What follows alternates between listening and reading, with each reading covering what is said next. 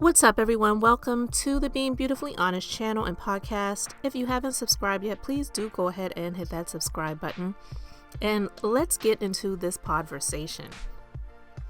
We're going to be talking a little bit more about Darius Cooks Williams, and he has the hashtag now Darius Crooks that's following him because of a number of things that have come out recently. We just recently discussed the Fox 5 Atlanta piece where they were exposing him for exposing other people's personal information on social media, which goes by the term doxxing, and how he wants to silence his critics. And it's extremely disturbing for anyone to do that, but it's extremely weird for someone who is a millionaire, so they say, to go to those lengths to do things like that. It just doesn't really make any sense. But we're going to be discussing something else that just really popped out to me, because being someone who is an employer and pay a lot in payroll taxes and payroll and all of those different things like that, when I heard this story, some things jumped out at me. Not just the fact that this person who is a millionaire had to ask a quote unquote employee to reserve an Airbnb for them.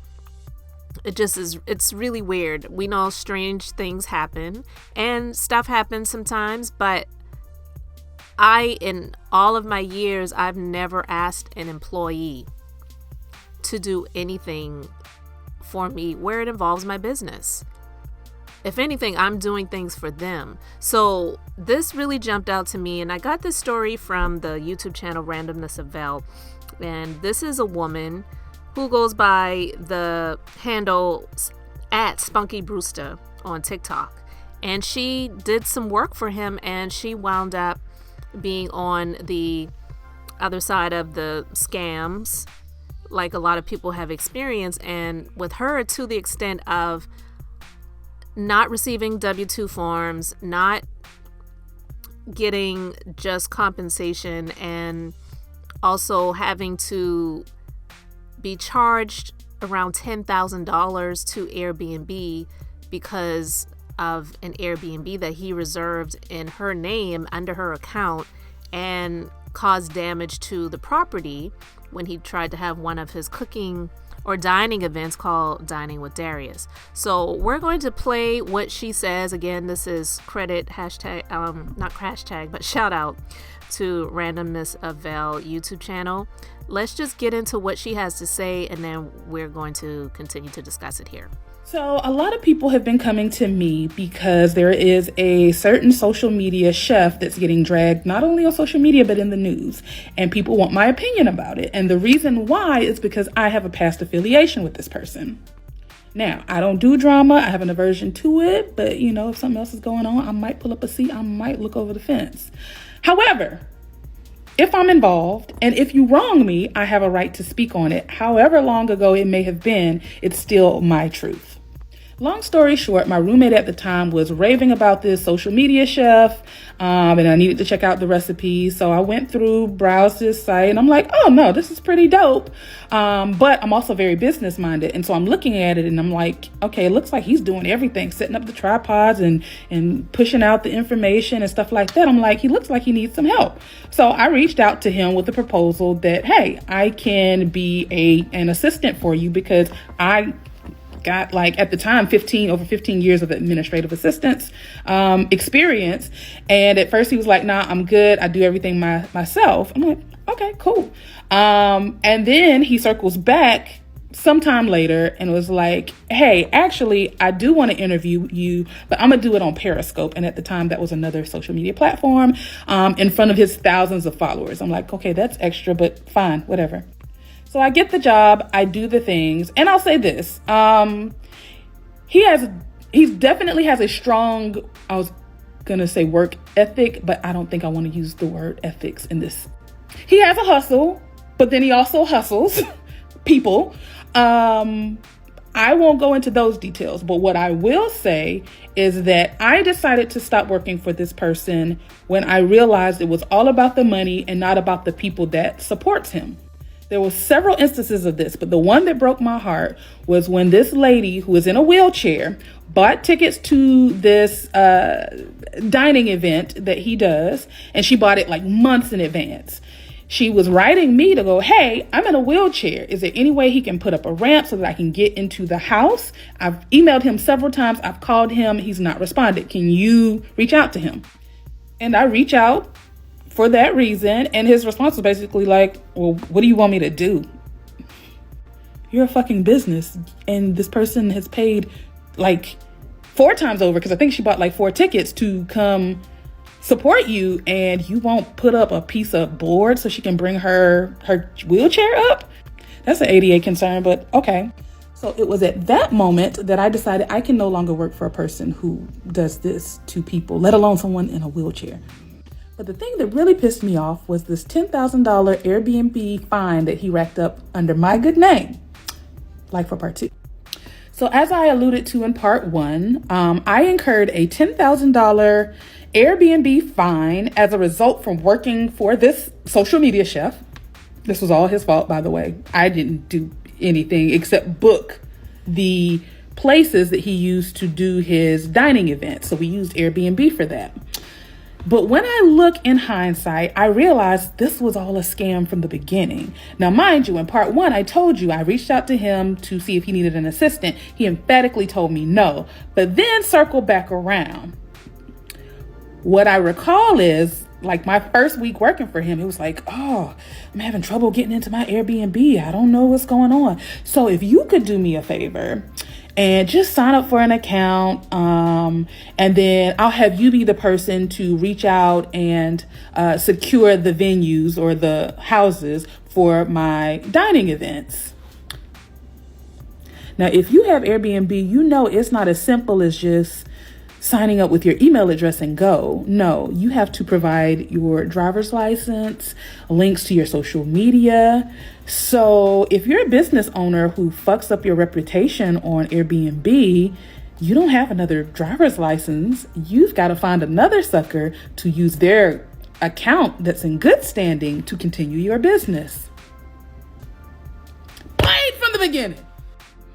Now, I also mentioned in part 1 that my final determination to sever ties with this person was because of how he treated the lady in the wheelchair. So when I was on my way out, I crafted a very detailed email to him because just like he likes to show his receipts, I like to keep mine as well. And I knew a day would come when I would need them. So I was detailed. And my ask was, 1, hey, I realize you've been taking taxes out of my check, so that means you plan to file taxes on me. I'm going to need my W-2, which I never got, tax evasion. 2, I signed up with this Airbnb to support you, but now that I'm leaving, I no longer want you to use the Airbnb because, again, my driver's license and everything is attached to it, and I'd hate for something to happen and I get blamed for it because your name is nowhere on this Airbnb. Imagine my surprise when less than a week later, I get an email saying, hey, you owe Airbnb $10,000 because you trashed this person's house. And when I told this chef person about this, it was like, well, does she have pictures of what I did? Because otherwise, if she can't prove it, then, bitch, this is under my name. $10,000. This ain't no chump change. Part 3 is going to have to come. Okay, I'm going to try to wrap this up. So recap. Sent him an email that I was resigning.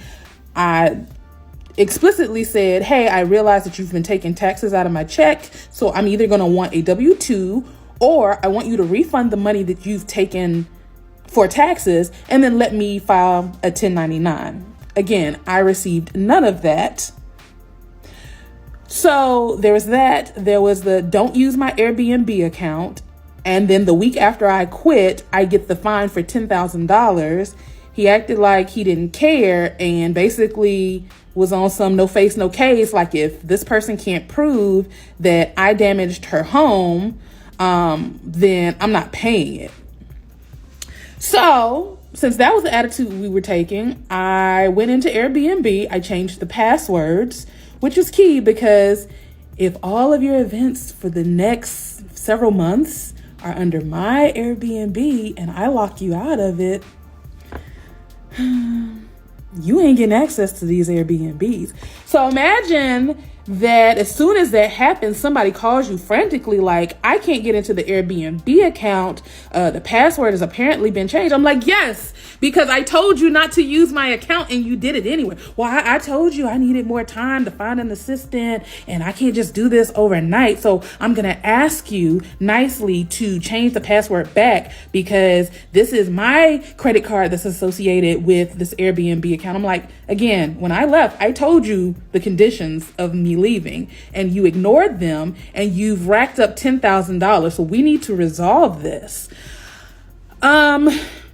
Long story short, I basically just ended up reaching out to the homeowner to let her know that, hey, I no longer work for this person. I was not there at the time of this event. I can't say what happened either way, but you need to direct your money request to this person. Here is his information. I reached out to Airbnb and did the same. Now, unfortunately, Airbnb is like, well, it's against our rules for people to reserve on other people's behalf. And that was part of the reason why I was banned from Airbnb. But I also closed my account because I'm like, I'm not getting no money out of me, because I also had my credit card on there for my personal Airbnb usage, not because of the business. So that's where we stand. We did not end on good terms. I know this person still checks for me because before all of this shit hit the fan, before the restaurants got closed and everything like that, I could see that they were peeping my LinkedIn. And because I know this person can be messy and I know they like to dox people, just remember, I worked for you. So as much information as you have on me, I have on you. So let's keep it cute. This is a good question. So let me start by saying the houses that we would reserve the events were to house between, I don't recall the exact number, between 30 and maybe 40 people. So that means there had to be like the long tables, enough for everybody to sit. So these weren't your mama, my mama houses. These were damn near estates. So that already ups the ante on the value of the things within the home. The lady whose house it was, she did, file a complaint with Airbnb. She did write a review, and basically what she claims is that, one, he told her he would have a cleanup crew come after the event to clean up everything. He did not. Two, he left either her refrigerator or freezer ajar, which either messed up something inside the refrigerator and had food spoil or something like that. And then he also messed up her range. So again, this ain't your GE 4 stovetop. These are like chef type, industrial type kitchens and things of that nature. So this is how you rack up 10K in charges. And so I'm sure she was going to have those things repaired. She was going to have somebody to come out and clean. There were some other things that she listed. And just so people don't think I'm clout chasing and I'm making this shit up, again, I keeps receipts. This was the initial request. As you can see, there's 10K from Jeannie. This is the beginning of her review, and this is the rest of it. Now, do I think he probably left stuff around and fucked up her home or did some damage? Highly probable. Do I think it was $10,000 worth of damage? Probably not. But that's not my concern. That's between them two. My concern was that my name, my driver's license, also my credit cards along with they were on that account. So I'm the one that is at fault for it. Now, like I said, I closed my account before they even kind of went through the motions with it. But that, along with the fact that I was booking for him, which was against their rules, are the reasons why I'm banned. And that's how we got to 10K of charges. Okay, I've seen this twice, so I'm going to address it. The internet is vast and it's free, and people are free to disagree with or try to poke holes in the things that I say, and that's fine. I'm not going to shy away from it because I know that what I'm saying is the truth. The other thing is, if you don't follow me on social media, and you should because I'm dope as fuck, but if you did, you'd know that my page is comprised of like 3 things: travel party bullshit, funny skits, and random anecdotal things that have happened in my lifetime. I think that's pretty much what TikTok is. So to try to get granular and go, well, why are you bringing this up? Why does anybody bring up anything on TikTok? That doesn't mean you have an angle. That means I have things to share. Now, I will be honest and say, as of late, we know that there's a news story coming out about this particular individual. So at this point, it's not even personal. This is news. And people who know me, who know that I have an affiliation or had an affiliation to this person, constantly are tagging and inboxing and, oh, did you see what he did this time? Did you see what he did? Oh, he dragging this person. I just decided, all right, let me just put my opinions out there and be one and done. This is my experience, and I'm going to say it, and then that's going to be it. So I'm not going for blood. I've not reached out to any authorities or any news, anything, although I should have. I don't want anything, but my coins from 2016 would be nice. There's no angle. It's simply me doing what I always do on TikTok. I mean, go through my page. This is a drop in the bucket. It just so happened that it's gone viral. But even if it didn't, it would still be my story. It would still be legit. It would be no different than me bringing up a memory of my first employer that I ever had. So I really think you're asking the wrong questions. But yeah, I really think you should redirect that and ask why so many people have a story about this person. That seems like the right question. Okay, wow, that was a lot. And the entire time that I was listening to this young lady share her experience as someone who worked for him and with him, it's just running through my mind, what type of employer is this? Is he really an employer? And I know he's had several restaurants, all of which are now closed.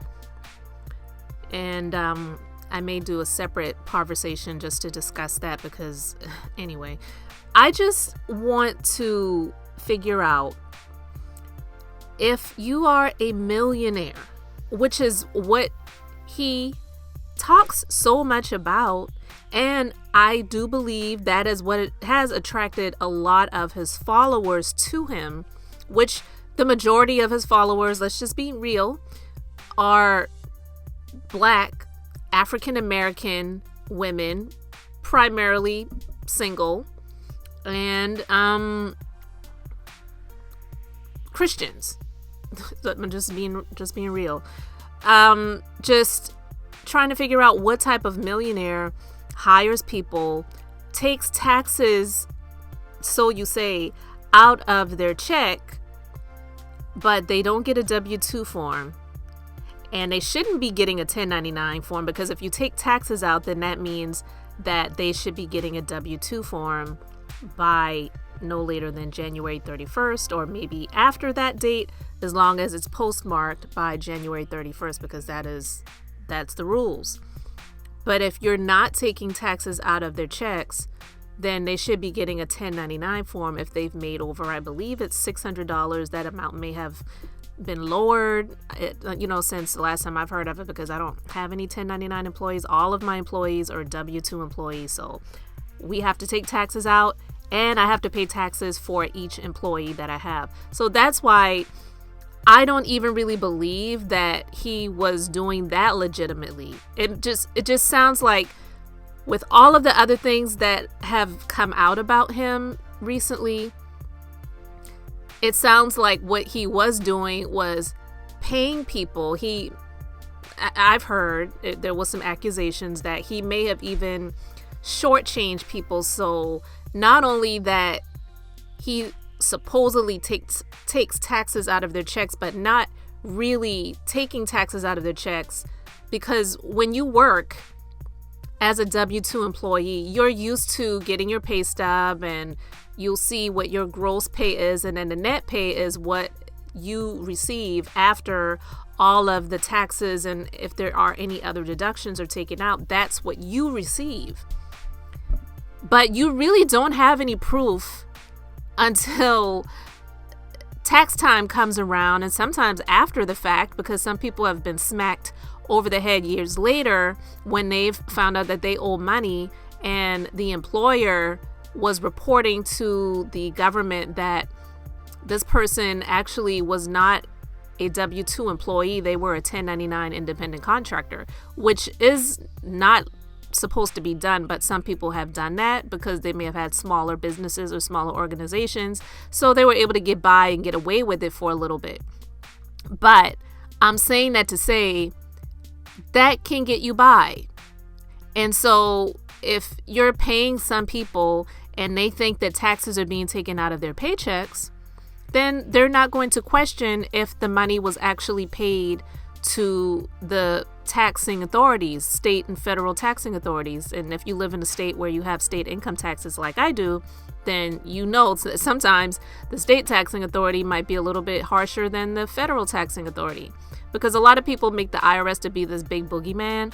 And yeah, I get it. I don't enjoy paying taxes either. I don't know anyone that really loves or even likes to give the government any of their money that they worked hard for. But if we are living in the United States, then that's just a part of our duty. It's supposed to fund the things that we are supposed to have access to and all those different things. But that's another story. I'm not going to go down that rabbit hole, but I'm just saying all those things to say that when you have an unscrupulous employer, then sometimes it can cause you to get in trouble because they weren't doing the things that they were supposed to do. And the way the government looks at it, they're really like, well, we don't really care where we get the money from as long as we get the money. So if they have to come after the employee or former employee and the employer to get their money, they will do that. And so if he had people as what they thought were W-2 employees and had them fill out a W-2 form, but he never sent it in to the government, and he had these people and he was just paying them money, and he had them thinking that he was taking taxes out and that all of that stuff was square, then it's possible that he was not doing that, and then they may wind up owing money later on. So for this person to say that she's requested to either get a W-2 form or get the money back that she said that he showed on a form, meaning a a pay stub, that taxes were taken out. You give me that money that you say that was taken out, and then I will just file and send me a 1099 form, and then I will pay those taxes myself.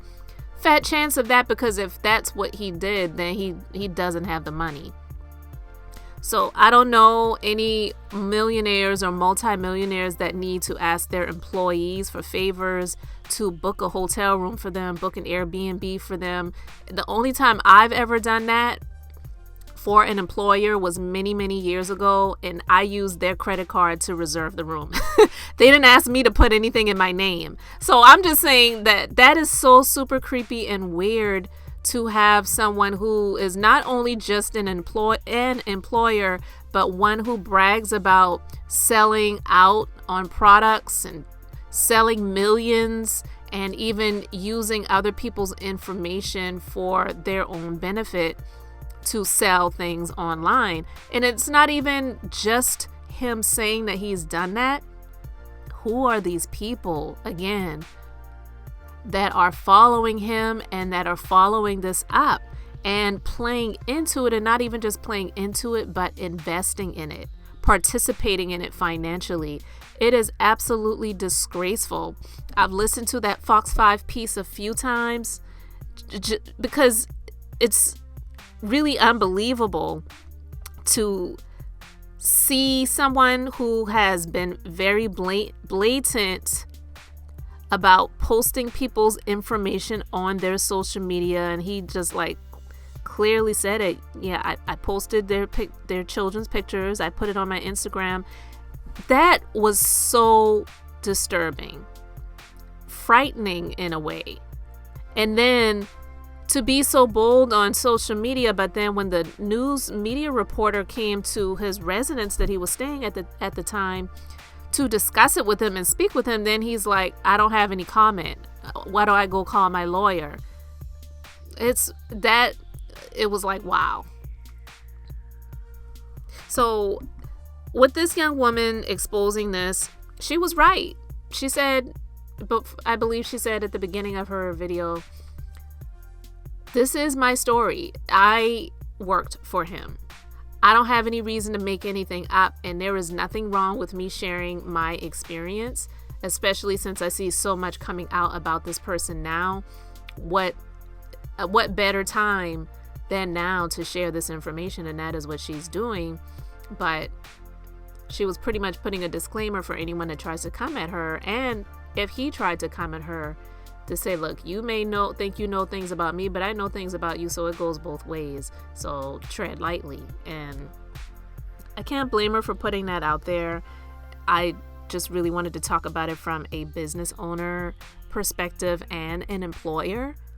To hear that somebody who pretty much brags about making so much money operating in this way, it just really deems a lot of what he shares to be questionable, in my opinion. But I believe when it comes to a lot of the followers of this guy, it kind of gives them hope. He's like their dream personified. This person says that they had a goal of how much they were going to make by the time they hit the age of 30, and he says that he did it. So it's like, well, if he can do that, then I can do it too. And this is someone that makes himself so accessible online on a very regular basis. So it's like a dream that they can touch. But it's not really realistic, it sounds like to me, because if he was really balling like that and was really a millionaire, why would you have to use your employer to book an Airbnb for you? Period. Why wouldn't the employer and employee payroll situation be on the up and up? It's not a hard thing to do. You hire a payroll company, you have an accountant, you make sure you have the funds that you need to have in your business bank account, however often the payroll is due, whether it's every week or every 2 weeks. You have it processed. They let you know what the figures are. You have the money there. If you're a millionaire, then that's really not a big deal. So I don't know why he would try to shortchange her if he really was a millionaire. But if he really wasn't, then I might understand. And you're just trying to get by and in a way robbing Peter to pay Paul.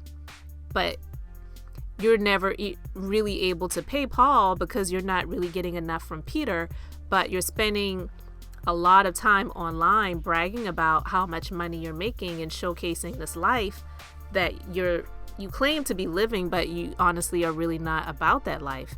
And I just tend to feel that the majority of the people who do brag about how much money they make, they're not really doing that. Not all of them, but I do believe that a vast majority of the people out there that are doing it, it's about that image that they're trying to portray, and it's not really who they are. So it's a really sad thing to see this, but this young lady's story, it triggered me, and I just wanted to share it on my platform and talk a little bit about it. So you guys let me know your thoughts about all of this in the comment section. Thank you so much for liking, commenting, and subscribing. And until the next time, I'm just being beautifully honest.